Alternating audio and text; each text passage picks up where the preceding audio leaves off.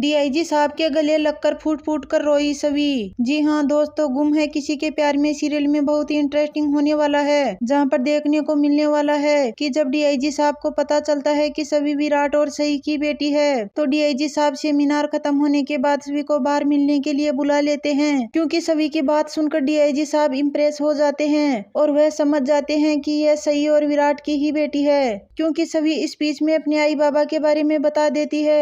लेकिन जल्दी ही कहानी और भी धमाकेदार होने वाली है, क्योंकि जब डीआईजी साहब सवी को बाहर मिलने के लिए बुलाते हैं और बताते हैं कि वह तुम्हारी आई के बाबा जैसे ही थे, क्योंकि वह सई को अपनी बेटी जैसे ही मानते थे और सई और विराट एक दूसरे से बहुत प्यार करते थे, लेकिन दूसरों की जान बचाने के लिए वह शहीद हो गए।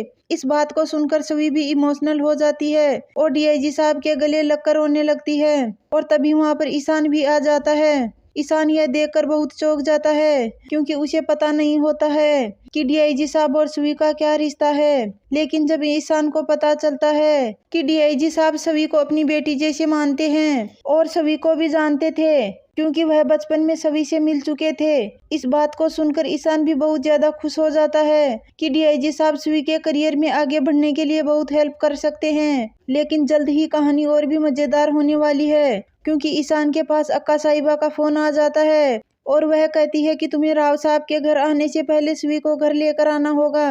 लेकिन उससे पहले ही सवी डीआईजी साहब के साथ गाड़ी में बैठकर निकल जाती है। तो क्या ईशान सवी को सही टाइम पर अपने घर पहुंचा पाएगा? यह जानने के लिए हमारे चैनल पर बने रहे और हमारे चैनल को सब्सक्राइब करें।